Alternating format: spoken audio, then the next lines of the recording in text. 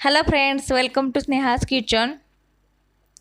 तर आज मी तुमच्यासाठी एक नवीन केक घेऊन आलेली आहे। तो आहे बटरस्कॉच फ्लेवरचा। तुम्ही बघू शकता व्हिडिओमध्ये की आपला केकचा स्पंज हा चांगल्या प्रकारे बेक झालेला आहे। आता त्यासाठी मी एकूण 360 ग्रॅम प्रीमिक्स यूज केलेला आहे व्हॅनिला, आणि त्याच्यामध्ये बटरस्कॉच इसेन्स घातलेला आणि तो केक हा बेक करून घेतलेला आहे। आणि त्यासाठी क्रीमसुद्धा 360 ml बीट करून घेतलेली आहे। आता केक थंड झाल्यानंतर तो मी कट केलेला आहे आणि 2 भागामध्ये केक डिवाइड झालेला आहे। आता तुम्ही बघू शकता खालची स्लाइस घेतलेली आहे आणि त्याच्यावरती शुगर सिरप घातलेला आहे। या शुगर सिरपमध्ये मी बटरस्कॉच क्रश घातलेला आहे थोडासा, जेणेकरून आपल्या केकची चव ही एकदम छान लागेल। आता क्रीम सगळीकडून पसरवून झालेली आहे आणि आता क्रश थोडासा घातलेला आहे बटरस्कॉच, आणि तो सगळीकडे पसरवून घेतलेला आहे। आता त्याच्यावरती दुसरी स्लाइस घातलेली आहे आणि आता तो शुगर सिरपने सोक करून घेतलेला आहे। आणि तुम्ही बघू शकता की शुगर सिरपचा कलर हा येलो आलेला आहे, कारण यामध्ये मी बटरस्कॉच क्रश घातलेला, जेणेकरून आपल्या केकची चव ही छान लागेल आणि केक आपला एकदम टेस्टी होईल। आता आतला जो गॅप आहे तो सुद्धा क्रीमने भरून घेतलेला आहे आणि वरचा जो केक आहे तो सुद्धा क्रीमने कवर करून घेतलेला आहे आणि एक्स्ट्राची क्रीम आहे ती काढलेली आहे।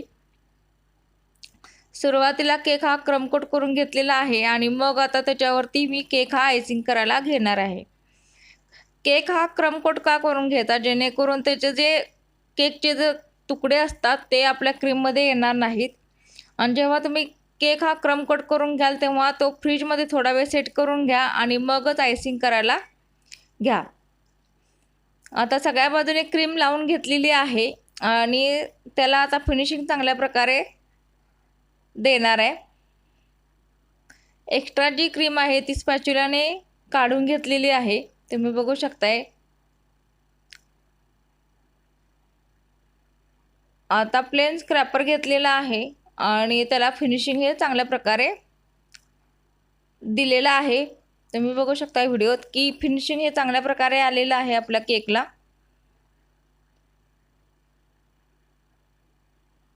आता केक हा थोडा वेळ पूर्ण व्यवस्थित आयसिंग करून झाल्यानंतर थोडा वेळ पुन्हा एकदा फ्रीजमध्ये थोडा वेळ सेट करायला ठेवणार आहे आणि मग त्याच्यावरती मी रेड कलरचं न्यूट्रल जेल यूज करणार आहे।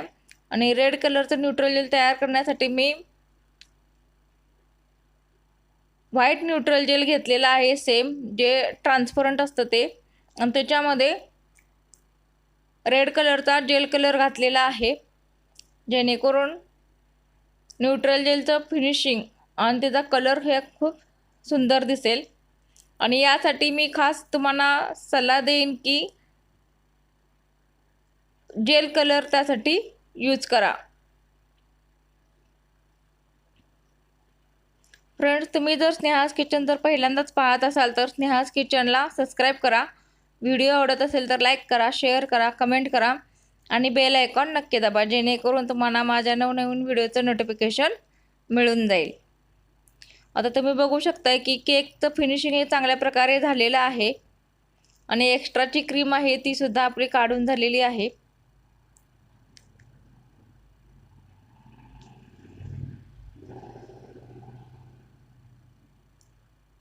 केकला हे फिनिशिंग चांगल्या प्रकारे द्यायचं आहे।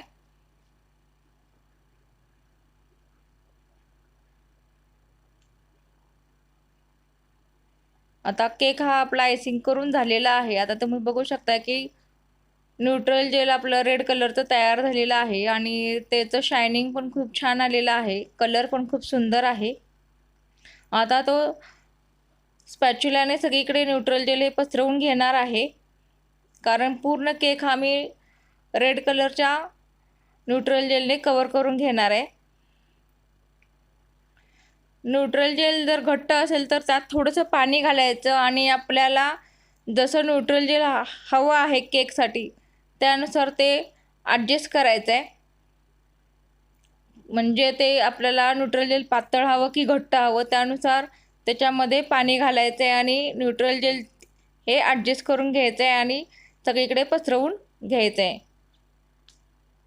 सुरुवातीला मी हे ड्रॉप्स सोडले होते, पण त्याची डिझाईन एवढी मला खास वाटली नाही आणि पुन्हा मी सगळीकडेच तो खालच्या बाजूने सगळीकडेच तो रेड कलर हा पसरवून घेतलेला आहे. तुम्ही बघू शकता व्हिडिओमध्ये की सुरुवातीला मी असे ड्रॉप सोडलेले आहेत आणि बघितलं की बाबा डिझाईन कशी दिसते, तर मला ती डिझाईन काही खास वाटली नाही, म्हणून मी पुन्हा ते सगळीकडे पसरवून घेतलेलं आहे.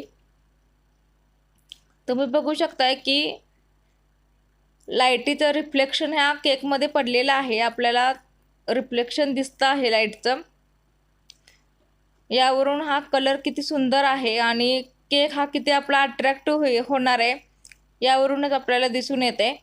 आणि तुम्ही बघू शकता की केक हा कसा झालेला आहे आणि हे मला नक्की कमेंट करून सांगा.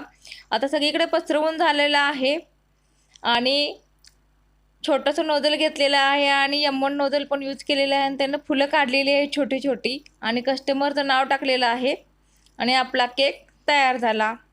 सो पुन्हा भेटू. Bye bye.